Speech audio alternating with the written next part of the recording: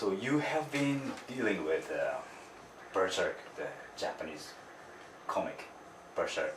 Yeah, there is influences, and there is actually in every of these 3 albums there is this,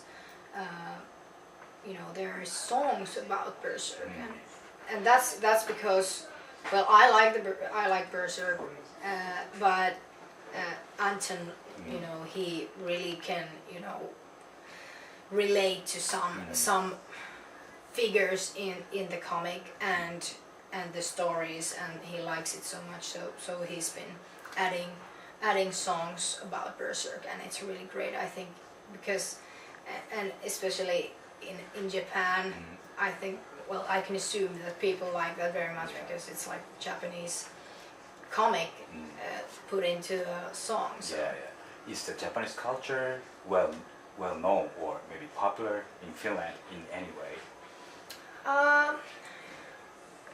Not so much, but I really hope that we can fix that. Okay, so what about Ninja? Ninja is well known there too. Yeah, I think there might be some stereotypical. Oh, yeah, of course. It's the same here because we have this stereotype. Yeah, about so there might be in Finland people might have these assuming stereotypical ways of Japan or Japanese, but I think people just should come here and see and feel this energy, what comes from Japan, because it's something that you can't explain. You just have to, experiment it yourself. Okay, so are there any young metal bands you recommend from Finland or anywhere else? I think the one that was playing in Loud Park also, Arion. Oh. It's that there's a really good young heavy metal band that's got really huge potential, I think, and they just need to do a lot of shows and get some kilometers behind them so they can get their act together, and because they have so good songs. So I think that all they need to do is just get their show better and see themselves from video or somewhere, that what they could do better and how they could take the audience better, and I think that's the only thing that they need to do right now to get bigger. Okay. So you did the guest vocal for Crystal Ball's Life Rider. Yeah. So how did it happen?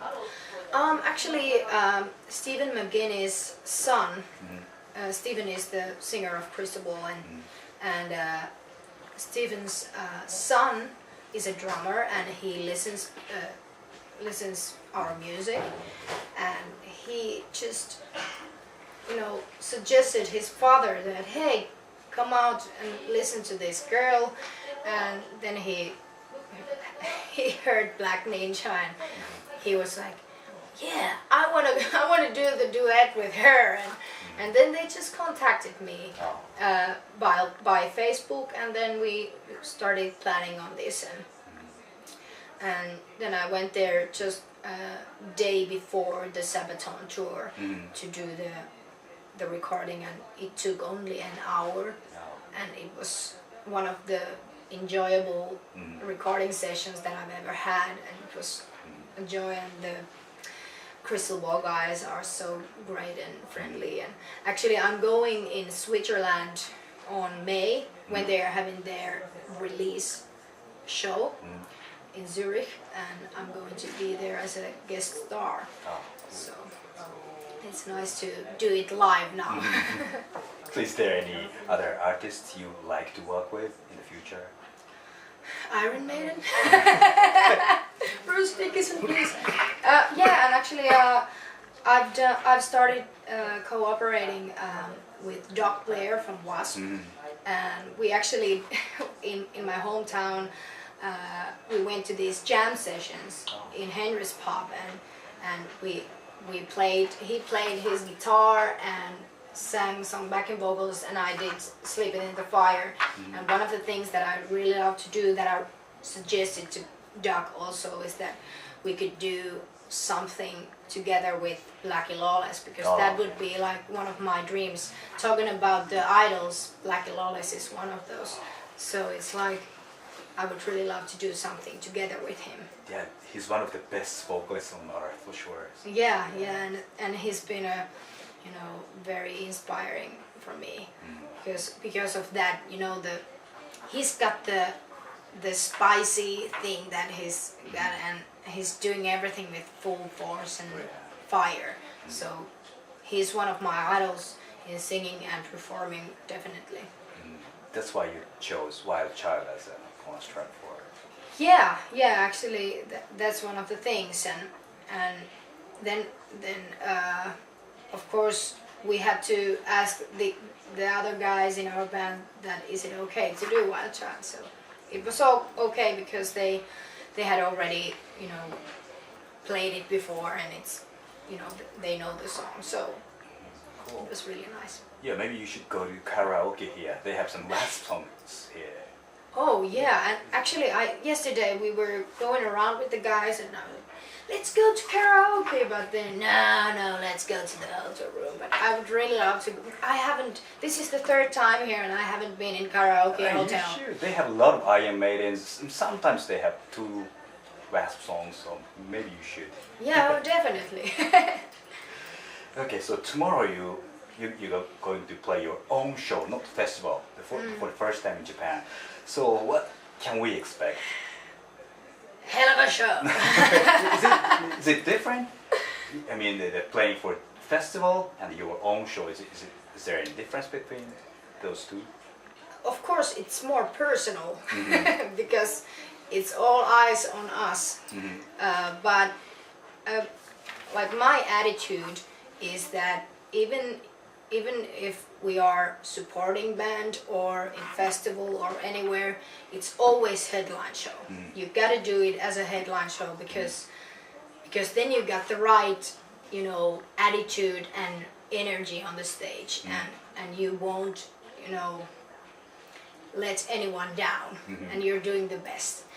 Because if you get this attitude that, okay, we're just heavy metal band and we're just supporting, sorry, we're live, you know, that's not the good start point. I think every time you go on stage, you gotta do the best what you can and over it. And yeah, what to expect. We are going to have a really good party tomorrow, and I really hope there's gonna be, you know, the place packed, and let's just have fun together. Yeah, your staging is outstanding. So yeah, we're looking forward to it. So did any artists inspire you as for staging? I mean. Like I said, Bruce Dickinson, for example, because he moves a lot, Yeah, and yes. that's one of the things that I like. I think when you give that energy on stage, the people respond to that very easily in the audience, and the best situation is that you feel like you are one, you know, with the audience. You are not separate, but you're together, and it's a common feeling and euphoria that you're going through with the audience, and that's the goal every time.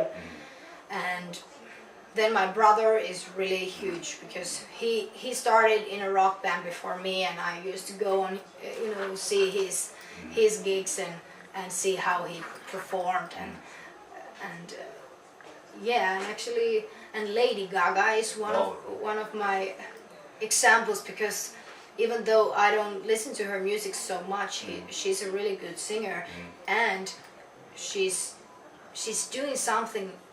You know, she likes to shock people, and that's one of the things that I like about her, that she's got balls, so to say. Yeah, she has a presence. So and yeah, there's like, if I see an artist that even that it wouldn't be someone we know, but that they got this fire inside them, that's something that I really want to, you know, bring out myself.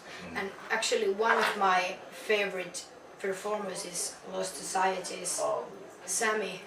He's so awesome. Even though I'm not a thrash heavy metal, you know, so I don't listen that so much, but I love to see the guys on stage. They just explode everything. It's awesome. Okay, so what is your future plan after the Japanese shows later this year? After this week, we're actually going straight to Lapland to have a show there. Oh. And then next week we are having 4 shows in Sweden, and there is few gigs in my hometown by myself, and then we're going with Battle Beast in Germany for a few days. I think there was three or 4 shows in Germany, and then we have already started doing new stuff for the 4th album, and I'm recording melodies all the time in my phone, and we are really excited about doing this 4th album, and we're just gathering songs together right now and doing gigs at the same time, and looking forward to the next festivals we're having, and yeah, just keep on going. Yeah, full force. Okay, so for the last, could you give the message to the Japanese fans, to the camera? Hi, you lovely Japanese fans out there. It's so nice to be in here again, and I hope to get here many times. And just, I just want to say that thank you for being so polite and welcoming every time we are here, and see you on shows. Rock on! Okay, thank you very much. Thank you. That's all.